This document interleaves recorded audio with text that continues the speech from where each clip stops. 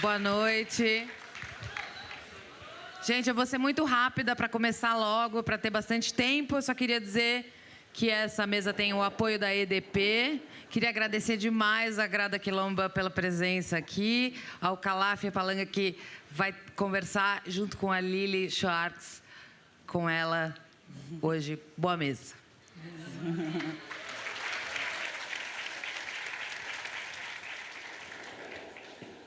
Bom, boa noite a todos. É uma alegria estar aqui essa noite, junto com o Calaf, em torno dessa grande intérprete do nosso tempo, chamada Grada Quilomba. Eu vou fazer aqui a primeira biografia. Grada nasceu em Portugal, mas tem suas raízes familiares espalhadas por São Tomé e Príncipe e Angola. Ela é uma escritora, uma teórica, uma artista interdisciplinar. Eu não quero usar o nosso tempo só descrevendo tantas coisas que a Grada é. Ela hoje reside e trabalha em Berlim. Seu trabalho explora memórias, traumas, raças, gêneros, sobretudo em realidades coloniais e pós-coloniais. Grada Quilomba deu aulas na Universidade Livre de Berlim, a Freie Universität, onde se doutorou também, e aulas na área de estudos de gênero e estudos pós-coloniais na Universidade Humboldt, da qual se desligou recentemente. Sua produção cria um espaço híbrido, onde as fronteiras de linguagens acadêmicas e artísticas se misturam a partir de vários formatos que ela vai construindo na sua obra. Como nós vamos ver aqui, escrita, encenação de textos, instalações de vídeos, performance, criando o que ela chama de performing knowledge, né? O conhecimento que se performa. No Brasil, ela participou da 32ª edição da Bienal de São Paulo, que se encerrou em dezembro último, apresentou a série de vídeos do seu projeto Desejo, e ela diz, vou citá-la, ter encontrado um país fraturado. Esse é o Brasil.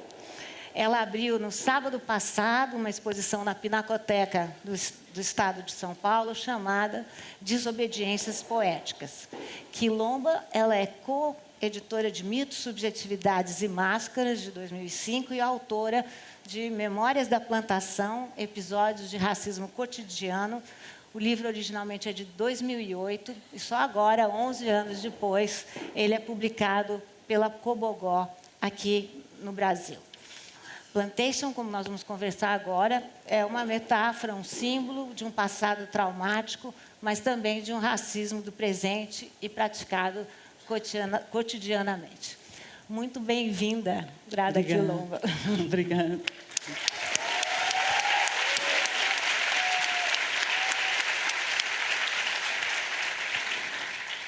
Bom, vou fazer uma primeira pergunta, que tem a ver com a questão da linguagem, né? Você se deparou com uma série de questões novas, trabalhando com a edição portuguesa e a edição brasileira. Frases no gênero masculino, termos coloniais enraizados. Você nos falaria um pouquinho dessas dificuldades com a nossa edição? Claro. Bem, eu primeiro quero dizer boa noite a toda a gente. Boa noite. E quero tanto agradecer que todos tenham vindo aqui, todas tenham vindo aqui. É muito lindo estar rodeada de tanta gente. Muito obrigada. E obrigada, Fernanda e a Filipe. Escrever este livro foi escrito em 2008, antes de 2008, publicado em 2008. E quando eu escrevi o livro, eu escrevi-o na língua inglesa. E há uma razão por isso, não só porque a Europa é extremamente pequenina e depois de uma hora nós já estamos num outro país que se fala uma outra língua, portanto, eu sou de Lisboa e vivo em Berlim, e escrever em português é quase que desnecessário, porque a minha obra não seria entendida no espaço geográfico onde eu vivo. Então, optei pela língua inglesa por uma questão de geografia, em primeiro lugar. Mas, acima de tudo, eu escrevi em inglês porque grande parte das publicações que me inspiraram e que foram importantes que me inspiraram, para que me fizeram aquilo que eu sou hoje, são grandemente publicadas na língua inglesa. A língua inglesa foi a língua em que foram publicados os trabalhos de Martin Luther King, Malcolm X, Angela Davis, Audre Lorde. Passamos para os Post-Colonial Studies, para os estudos pós-coloniais em Londres. É a língua de Paul Gilroy, de Stuart Hall. Então, todos os trabalhos que foram uma grande influência para mim, de Bell Hooks, Angela Davis, foram publicados grandemente em inglês. É a língua também que faz parte do movimento de libertação negra, do pós-colonialismo, do feminismo negro.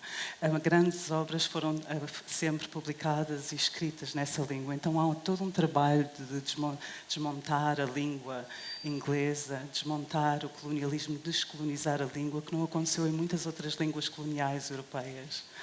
Quando nós traduzimos o livro de inglês para português, foi um trabalho simultâneo com o Brasil e Portugal, porque nós lançámos o livro em Portugal com o Orfeu Negro há precisamente 2 meses, sim, em maio, não sim, foi? E, portanto, o trabalho foi quase simultâneo com Portugal e Brasil. E os tradutores que fizeram a tradução destes 2 livros fizeram um trabalho extraordinário, porque traduziram um livro que não tem uma terminologia, não tem terminologias em português. Quando nós recebemos o livro traduzido, eu percebi-me de que é muito mais problemático do que aquilo que eu pensei. E apercebi-me de que, como a língua transporta, a língua portuguesa em particular, transporta uma violência, um poder, uma linguagem colonial e patriarcal que está muito incultada na língua e que se tornou muito visível na tradução, em que, de repente, muitas das frases que foram escritas deixaram de fazer sentido, porque muitas das terminologias que eu uso neste processo de descolonização existem na língua portuguesa apenas, por exemplo, na sua condição masculina. Todas as terminologias são reduzidas ao género masculino. E, de repente, uma frase deixa de fazer sentido quando é escrita por uma mulher e quando é escrita por uma mulher negra. A frase, quando traduzida em português, passa a ser uma frase que é escrita por um homem e que é escrita por um homem branco, porque essa é a terminologia que é correta. Depois era ainda mais complexo, porque depois na língua portuguesa nós temos a binaridade, o que contradiz o próprio conteúdo do trabalho. Por um lado, o trabalho quer desconstruir exatamente essa binaridade de géneros e de sexualidades, e em português existe apenas a menina e o menino, o feminino e o masculino, que é extremamente problemático quando se fazem trabalhos e obras que desmontam exatamente essa opressão. Tornou-se ainda mais complicado quando chegámos aos termos coloniais, que na língua portuguesa nós não temos, de facto, um único termo para nos referenciarmos à diáspora africana que não seja ancorado na nomenclatura colonial ou racista e que se tornou muito visível na tradução dos textos. Então nós tivemos que repensar, eu comecei a reler toda a tradução e comecei a escrever uma série de rodapés e de rodapés e de rodapés. Eu tinha uma lista de rodapés e pensei, mas os rodapés não podem estar no rodapé. Os rodapés têm que estar na primeira página do livro. Nós temos que repensar a língua, nós temos que nos aperceber que a língua, que uma grande parte do projeto colonial foi romantizar a língua portuguesa. Nós dizemos que a língua portuguesa é a língua mais bela do mundo. E essa foi exatamente o título que eu usei, a mais bela língua, na primeira exposição que fizemos em Portugal, como uma ironia de que nós romantizamos a língua portuguesa sem pensarmos como é que acontece que uma língua se torna uma língua nacional globalmente. Quantas outras línguas foram erradicadas? Como é que foram erradicadas? Quais são as outras línguas que são faladas? Eu sei que no Brasil, por exemplo, há mais de 200 línguas indígenas. Há uma série de línguas, entre elas o quimbundo, de Angola, que aparece singularmente em palavras que as pessoas falam, mas que não sabem a sua origem. Então, como é que todo esse processo acontece? Mas, para mim, achei mais importante é repensarmos como é que a língua é capaz de transportar violência e poder. E como é que a língua não é apenas algo semântico, algo estético, mas que a língua realmente é capaz de fixar identidades no seu lugar, é capaz de dizer quem é normal, quem é normativo, quem é que pode representar a condição humana.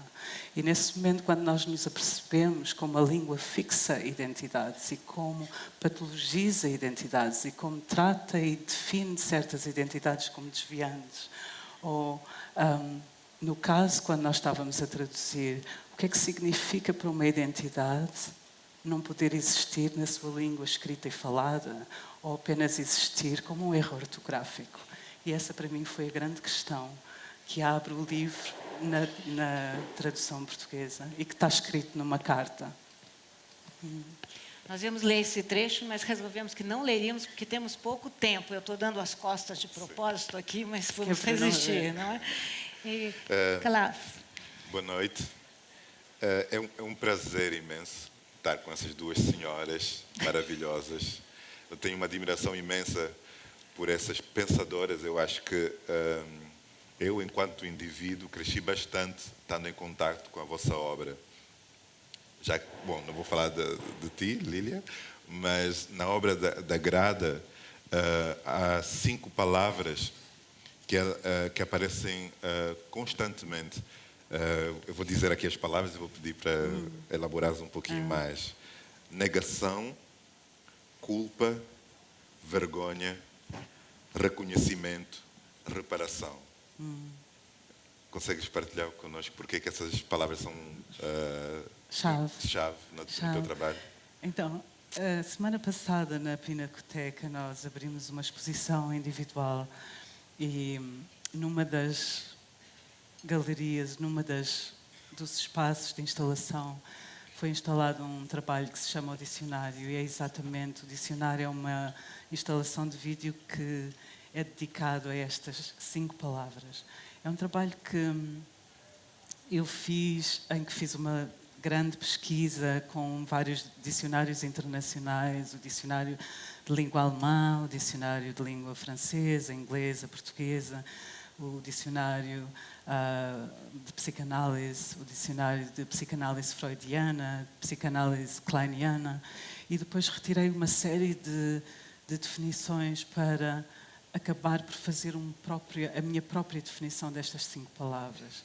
E essas 5 palavras têm exatamente assim, uma dramaturgia, uma cronológica, e aparecem primeiro com a negação. E nessa instalação, a negação, aparecem as várias definições do que é a negação. Negação é a recusa em aceitar a verdade. Negação é a rejeição em rejeitar a realidade exterior.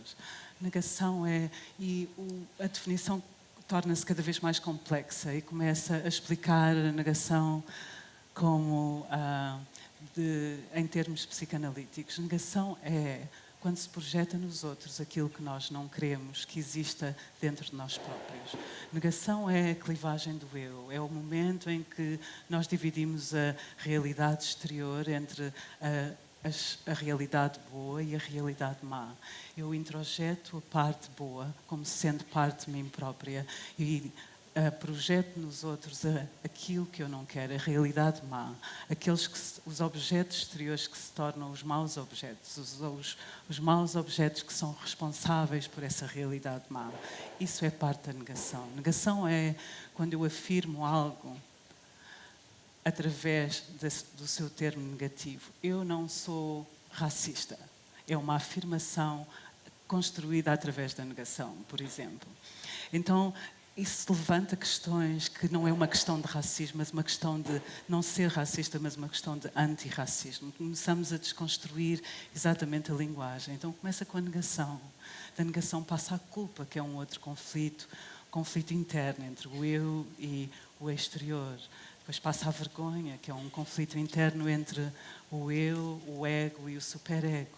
Quem eu sou e quem eu gostaria de ser ou quem eu deveria ser. É um momento de reflexão, um momento... Vergonha é um momento em que nós ponderamos sobre quem nós somos, o que é que nós sabemos, que conhecimento é que temos, o que é que eu sei, o que é que eu não sei e porquê é que eu não sei e que saber é que eu sei e o que é que eu devo saber. E este processo de vergonha leva ao reconhecimento. O reconhecimento é exatamente reconhecer, que leva à reparação. Então, todas estas 5 frases que aparecem cronologicamente falam, no fundo, deste processo de consciencialização e que é um processo que não é um processo moral, mas é um processo de responsabilidade. Antirracismo não tem a ver com moralidade, tem a ver com responsabilidade. Não tem a ver com culpa, tem a ver com responsabilidade. Não tem a ver com vergonha, tem a ver com responsabilidade. Ou seja, no momento em que eu sei, o que é que eu faço com o meu saber? É o ato de responsabilização. E é nesse sentido que aparecem essas 5 palavras. Obrigado. Obrigada. No seu livro, há um momento muito delicado em que aparece a imagem da máscara, e que foi uma máscara criada pelo viajante francês Jacques Arago, quando ele estava no Brasil. Não quero dizer que é brasileira, porque ele é um viajante que veio de fora. Nós tivemos uma discussão bonita, nós 3, antes da gente, enfim, estar aqui conversando com o público, porque nós íamos, teoricamente, a princípio, mostrar essas imagens, e Grada tem uma posição muito clara em relação a essas imagens que eu gostaria que você falasse. De toda maneira, a máscara, que é chamada também de máscara de Flandres aqui no Brasil, tem essa relação muito ambivalente, porque ela era uma representação perversa do colonizador e é transformada numa forma de empoderamento quando ela vira uma santa, não a Santa Anastácia. Mas eu gostaria de te ouvir um pouquinho sobre essa sua análise tão bonita sobre a máscara.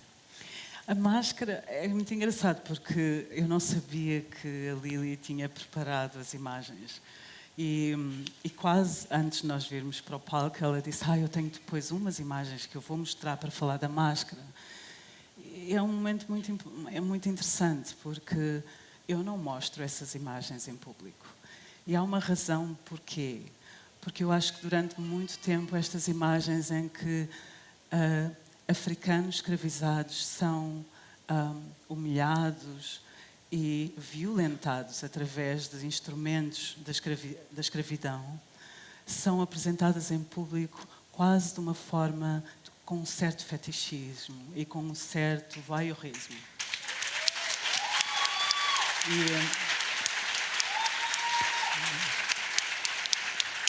Então, há o perigo de mostrar estas imagens compulsivamente e de naturalizar as imagens. É como certos termos que nós usamos na língua portuguesa, como escravo. Não há escravo.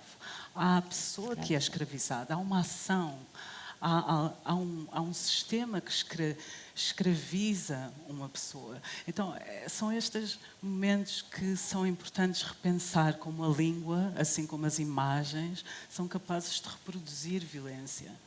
E eu disse à Lili, na minha mesa, na minha conversa, essas imagens não são mostradas de forma E depois falámos exatamente sobre isto, como nós, para tratarmos a importância de abstrair este trabalho, de saber que este trabalho está lá e de conseguir falar sobre este passado e sobre esta história sem violentar a nossa história e sem expor a nossa história de uma forma vulgar e naturalizada. Totalmente. E esse é um processo, por exemplo, em Berlim já há mais, talvez há uns 10 anos, quando que eu não mostro essas imagens em público. Essas imagens não são mostradas em público. Portanto, é todo um processo que é o processo que tu estavas a falar, que é um processo de consciencialização. Como é que nós tocamos na nossa história? Como é que nós voltamos a repensar na nossa história? Por isso, essa imagem não é mostrada, com esse perigo. Muito mais importante é falar sobre o que é que essa máscara significa e como é que essa máscara é transportada também para o presente. Mas eu acho que imagens como estas devem ser preservadas com muito respeito em espaços muito específicos, em espaços que são santuários, em espaços que são espaços de reflexão e que são espaços íntimos, como, por exemplo, foi uma das imagens com que eu comecei a escrever este livro, As Memórias da Plantação. E está guardada lá dentro, de uma forma pequenina e com todo um enredo, com toda uma história à volta. Porque é que é importante falar dela? Mas é uma imagem que não é para ser exposta em público. Os nossos corpos já não são e já nem devem ser apresentados em público com esta violência.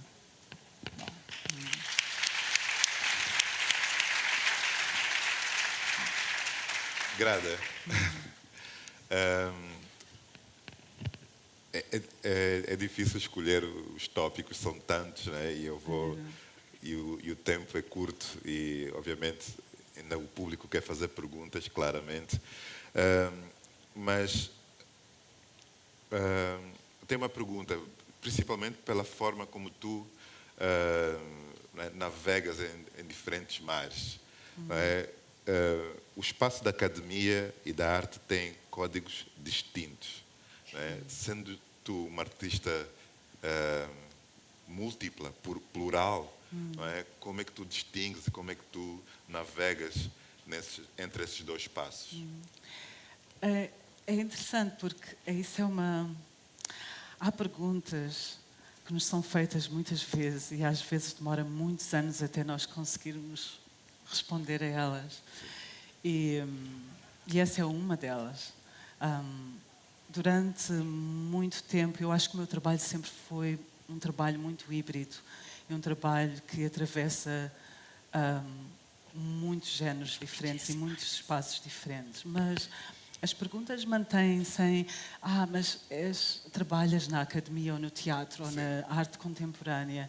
És escritora ou és pesquisadora? Ou o que é que tu és?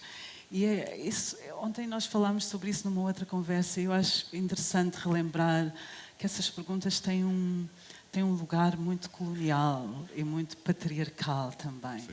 Porque é um conceito, por isso é que nós somos perguntados constantemente. Sim, claro. E é esperado que sejamos leais a uma disciplina, a um género.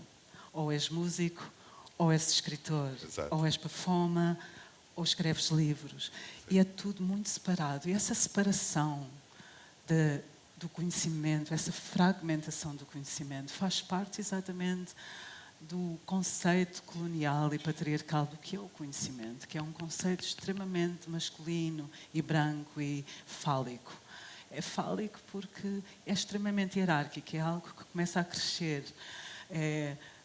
Nós vamos para a escola como crianças e depois vamos para a universidade, só podemos estudar uma coisa e estudamos essa coisa e depois dessa coisa nós fazemos uma especialização sobre essa coisa e depois fazemos um mestrado sobre essa coisa e depois fazemos um doutoramento nessa coisa, vamos subindo e depois do doutoramento fazemos uma professora e vai para cima e cada vez somos mais importantes e este falos fica cada vez maior. Então... É assim um conceito que exclui a maior parte. Sim. É um conceito que é extremamente colonial. Totalmente. E é um conceito que é extremamente masculino. É uma ideia que é extremamente masculina. E tudo o resto são hobbies. São coisas que não pertencem, são passatempos. Eu acho que o meu trabalho é híbrido e é um trabalho feminista. É um trabalho feminista negro, descolonizador. Eu não quero especializar em nada, eu não quero trabalhar nessa hierarquia, eu quero navegar entre várias disciplinas. E é um conceito de conhecimento que é muito mais circular e redondo, em que apanha vários saberes e várias disciplinas. Eu acho que essa desobediência às disciplinas é extremamente importante. Claro. De construir uma outra linguagem, que é a linguagem decolonial. Eu acho que descolonização é exatamente isso, quando se desobedece a essas disciplinas, quando se criam linguagens que não estavam lá antes e que têm que ser criadas, porque todos esses conhecimentos têm uma relação extremamente problemática com a negritude. Nós não podemos esquecer que a ciência deu o seu grande salto porque recebeu as grandes encomendas do projeto colonial. A ciência, a ideia do que é o conhecimento e o projeto do colonialismo são extremamente íntimos. Os projetos coloniais pediram que investiram financeiramente e fizeram encomendas à ciência para que discursos fossem feitos para justificar o colonialismo. Topografia, geografia, geologia, antropologia, psicologia, filosofia, etc. Construiu-se à base da construção do outro. Os pensamentos de Hegel, de Kant, basearam-se na patologização do corpo negro para justificar a exploração e a colonização e a desumanização de certos corpos, dos corpos indígenas, dos corpos africanos, etc. Portanto, a ideia que nós temos de conhecimento está sempre associada àquilo que é o colonial e o patriarcal. Sempre associada. Ou seja, estas instituições que nós falamos que reproduzem o conhecimento sempre tiveram uma relação extremamente problemática com a negritude e foram um espaço onde nós não entramos, onde nós fomos negados o acesso de entrar. Então, no momento em que construímos discursos, em que construímos conhecimento, obviamente que esse conhecimento tem que navegar por vários formatos e desobedecer e, acima de tudo, tem que criar novas linguagens que não estavam lá antes e que às vezes são confusas. E eu acho que nesse momento da confusão, quando as pessoas ficam confusas, é porque algo extraordinário está a acontecer, é porque um momento de descolonização está a acontecer.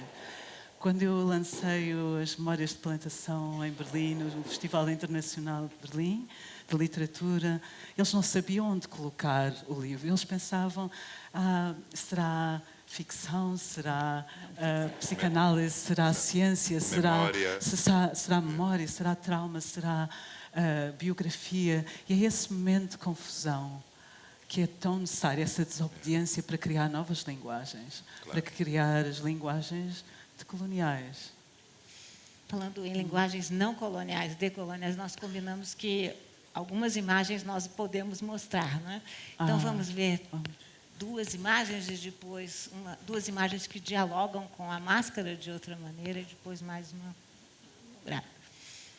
Esta é a obra de Illusions, que é Ilusões, volume 1, Narciso e Eco. Esta é uma encenação, é uma instalação de vídeo que está agora, uma das instalações de vídeo que está agora na Pinacoteca e que é uma instalação de 2 canais em que tem uma contadora de histórias que é baseada em toda a tradição oral africana do griot. O griot é uma personagem, geralmente uma mulher que conta histórias e que é um arquivo de conhecimento e que depois é capaz de contar histórias que parece que nós conhecemos, mas que de repente ela muda todo o sentido da história e revela elementos que geralmente nós não olhamos para eles ou que são retirados das histórias. Isto é o que acontece com Illusions, em que os atores, eu trabalho com um ensemble de atores afro-alemães dos teatros nacionais de Berlim. Em cima está Moses Leo, que é o meu companheiro e que também está aqui. Obrigada, Moses. E todos os outros atores, a Marta Fessiazion, Zé de Paiva, que é um ator de São Paulo que vive em Berlim. E nesta história de Narciso e de Eco, é exatamente falar sobre, embora Narciso esteja ligado à mitologia grega, fala de coisas muito atuais, que é a questão da representação e da invisibilidade. E é o que esta peça fala, sobre as políticas de invisibilidade e de e de representação. Narciso foi um caçador que se apaixonou por si próprio, que está completamente e obsessivamente, compulsivamente a olhar para a sua própria imagem, que não vê mais ninguém e que invisibiliza todas as outras pessoas e que é incapaz de ver os outros como objetos de amor e como objetos ideais de amor, apenas si próprio. Isto é exatamente um dos grandes temas que nós falamos, uma das grandes crises atuais, a crise da democracia, a crise dos direitos humanos e da humanidade, e como tantos corpos são desumanizados e são colocados fora da humanidade, da condição humana. E isto para mim foi o que eu transportei nesta peça de Narciso e de Eco. E depois é seguida por uma outra instalação, que é o volume 2, que é dedicado a Édipo. E Édipo, como muitos de vocês conhecem, é uma história que começa com uma morte, com um pai que vê o seu filho como um rival e que decide mandar matar a criança depois do seu nascimento, mas a criança é salva e que, por causa porque lhe foi dito que essa criança irá matá-lo, irá lhe tirar o poder e irá casar com a sua mãe. Então esta história fala sobre as políticas de violência, as políticas de genocídio. É exatamente esta história, esta transformação que aparece no Illusions volume 2, que eu tive o prazer também de convidar o Calaf em Berlim para fazer parte. E esta imagem é muito especial porque um dos encontros do Édipo é com a Esfinge. E a Esfinge é uma personagem muito interessante para as nossas questões atuais. A Esfinge vem da Etiópia e foi mandada pela deusa Hera para guardar as portas do reino de Tebes. E ela foi colocada lá porque a cidade foi amaldiçoada. E foi amaldiçoada porque algo terrível aconteceu lá. É um reino que tem uma história de genocídio e de violência. Maldades foram feitas lá. E ela está em cima da porta para perguntar quem é que sabe a sua história. Ela tem uma adivinha e coloca a adivinha, e quem não sabe responder à adivinha é devorado por ela e morre.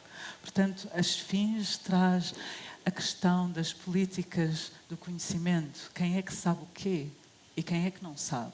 Mas também fala sobre o privilégio e o poder de não saber, ou seja, das políticas da ignorância. Ela fala sobre como a branquitude tem o privilégio e o poder de não saber, não ter que saber e não querer saber.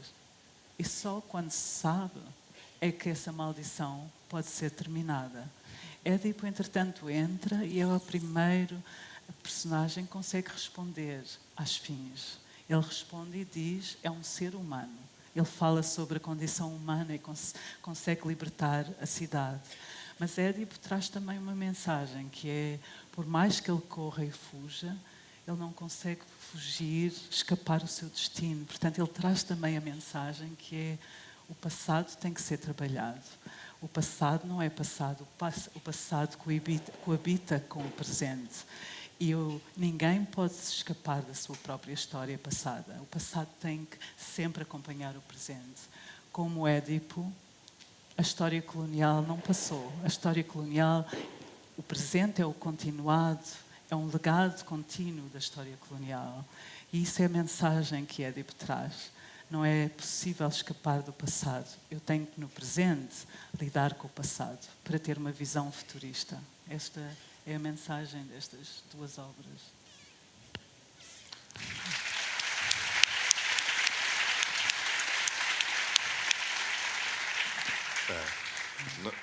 Nós prometemos não ler grande coisa, mas eu vou só ler aqui uma pequena passagem que eu acho importante. Até uma coisa que eu estou constantemente a me policiar para não cair em erro, porque realmente, como tu dizes, que está tão presente, né, o patriarcado, o machismo, o racismo, está tão presente que a gente nem consegue distinguir. Né? Estamos completamente anestesiados e dormentes. Tu dizes aqui numa passagem, as mulheres negras foram assim metidas dentro de vários discursos que deturpam a nossa própria realidade. Debate sobre o racismo, em que o sujeito é o homem negro, discursos sobre o género, em que o sujeito é a mulher branca, e discursos sobre classe, em que não há lugar para a raça. Ocupamos um lugar muito difícil na teoria. Eu acho que esse livro é fundamental, é o tipo de livros que eu acho que não é, devia ser distribuído gratuitamente em todas as escolas, não é? Porque desmonta tanto os lugares comuns, lugares que nós temos medo de enfrentar. Por isso, até nessa edição portuguesa, ela é espelhada, não é? Quase como se a gente estivesse a ler e pegasse no livro e nos vesse a nós mesmos no livro. É muito bonito e parabéns a ti, ao teu trabalho e, claro, as tuas ideias. Obrigada. Clara, quando você se referiu ao Brasil, né, eu já mencionei isso, você chamou o Brasil de um país fraturado e te incomodou muito a viagem a Salvador, conforme você me explicou. O Brasil é um país que só introduziu a palavra feminicídio em 2015. E sempre quando há silêncio, como você mostra, há, na verdade, muita contradição. O Brasil é um país que a cada 7 minutos uma mulher é vítima de violência física e que uma mulher é assassinada a cada 2 horas no Brasil, sendo 59% negras. O Brasil é também um país que tem sistematicamente chacinado e linchado homens negros, como você chama tanta atenção no seu livro. Somente em 2012 foram 56 mil mortes, e destas 77% de pessoas negras.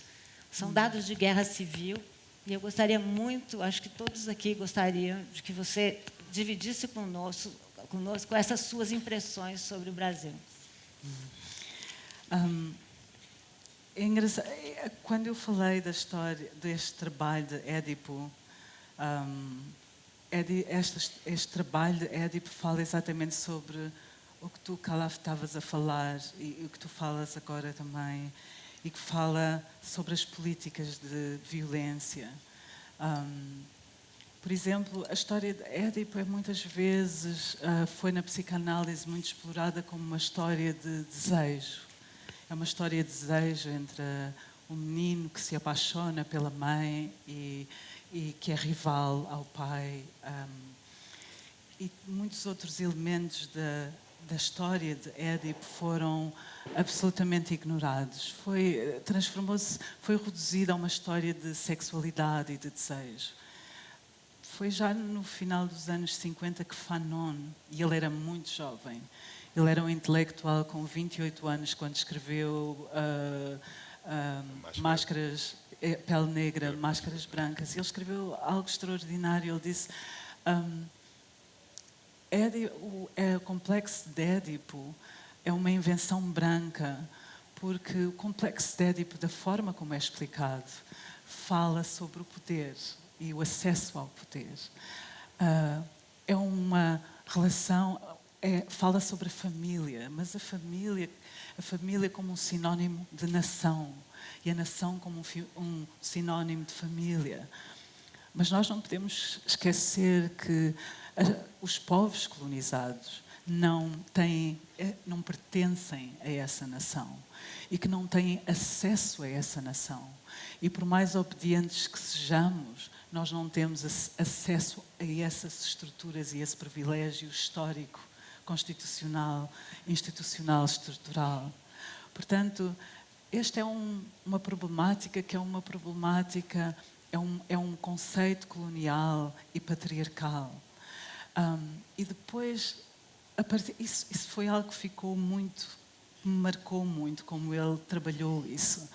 E nesta peça, assim como no livro, que eu acho que foi onde eu comecei a ensaiar, por exemplo, estas questões da violência, é como a questão do complexo de Édipo fala exatamente sobre essa violência, como os corpos marginalizados passam a ser os corpos, o palco, onde a violência pode ser exercitada exatamente para proteger essa nação e essa família, Ou seja, todos os desejos agressivos dentro da família e da nação, a rivalidade com as figuras parentais, que não podem ser exercitados, e para obedecer às figuras parentais, toda essa agressão é projetada no exterior, nos corpos negros. Não é por acaso, e nos corpos femininos negros, não é por acaso que os corpos marginalizados passam a ser o corpo onde é exercida a humilhação, onde é exercida a violência, onde é exercida a agressão.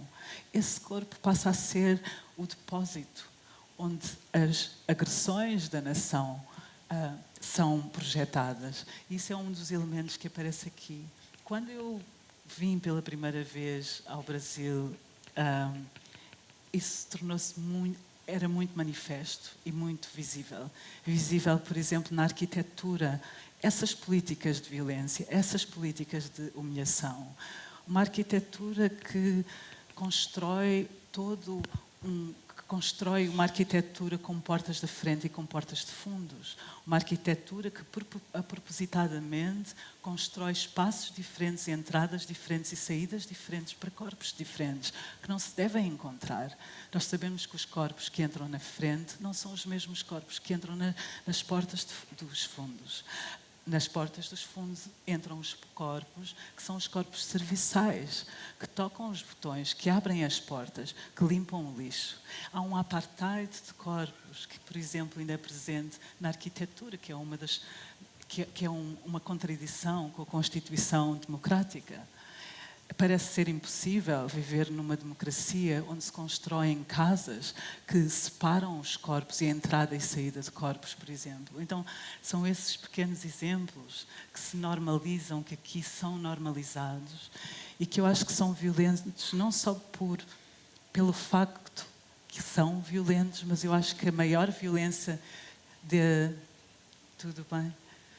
Eu acho que a maior violência de tudo isso é exatamente a violência de normalizar a violência. Tudo bem? Tudo bem. Não. Não faz mal. Viu só? Tudo bem. Imagina. Nosso tempo está se esgotando. Sim, Passou no segundo, temos mas eu queria perguntas? pedir para o Calaf. Não, temos perguntas do público, não? Não, temos a sua pergunta. Temos a minha pergunta. Não tenho nenhuma. Meu Deus. O público não quer fazer perguntas? Como é que é possível? Queremos, não é? Não chegou nenhuma pergunta. Então, chegamos agora. Tá. Eu acho que sim. Não vamos sair daqui sem perguntas. Vamos Há então. papéis a circularem, não é? Bom, se você poderia, de forma muito geral, muito rápida, fazer um pequeno voo sobre a tragédia de King Lear, de Shakespeare. Não.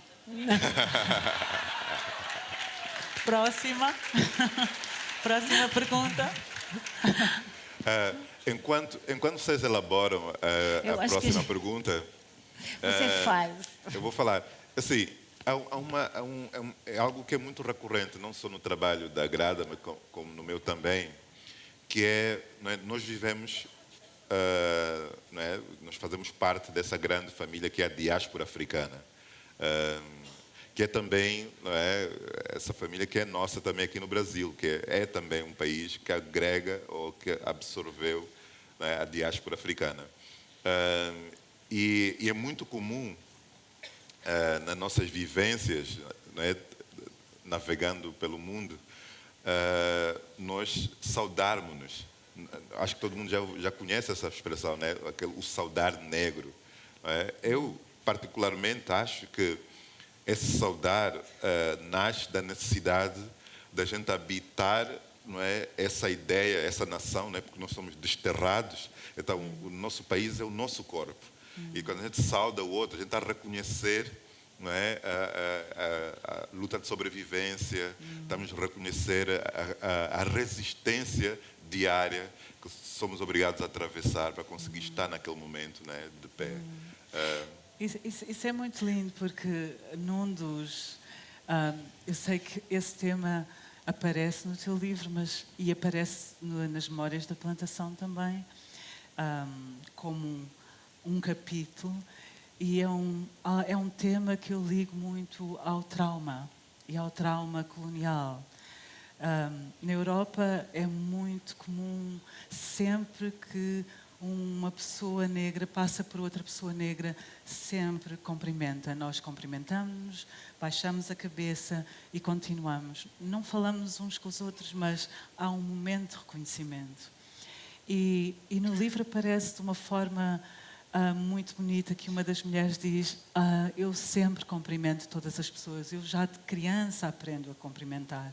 Eu tenho crianças pequenas e na Europa é comum, dentro da diáspora africana, nós já ensinamos os nossos filhos, sempre que vês uma pessoa negra, baixas a cabeça e cumprimentas. É um exercício muito importante. Então, no livro, eu faço essa ligação do cumprimentar como uma forma de lidar com este trauma colonial. O trauma colonial tem a ver com a fragmentação. Nós temos uma história que é uma história de fragmentação, de separação. Uma história que foi toda baseada com a separação de famílias, de corpos, de crianças e suas mães, de grupos, de línguas. Tudo foi erradicado, quase como uma cirurgia física. Tudo foi a grande base de todo este projeto europeu da escravatura e o projeto europeu do colonialismo tem essa base na fragmentação, na separação. E essa fragmentação e separação é um dos elementos do trauma. Trauma é uma palavra que deriva do grego a ferida e quer dizer exatamente uma ferida, uma infecção. E tem esse elemento, o primeiro elemento é o choque, algo que choca, e choca não porque não é esperado, não é que o racismo ou a opressão não seja esperada, é chocante porque coloca a pessoa fora da humanidade, é desumano, desumaniza. E esse é o momento em que o choque acontece.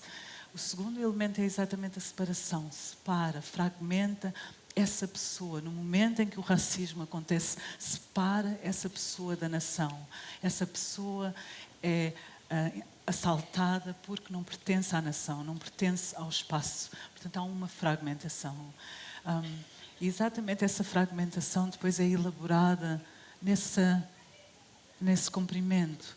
Nós cumprimentamos porque é um momento de união, é um momento em que nós começamos a alinhavar a nossa história de novo.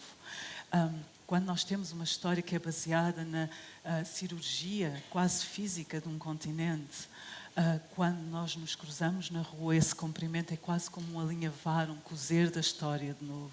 E tem essa função tão profunda que é tratar o trauma colonial que é reencenado através do racismo e que nós alinhavamos e tratamos de novo através do cumprimento.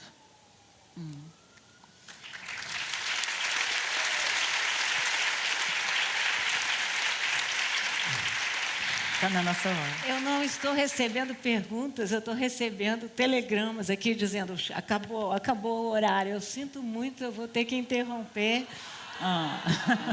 Essa fala tão bonita, né? Sobre essa linguagem decolonial que nós necessitamos tanto, esse trabalho de uma feminista negra, esse trabalho híbrido.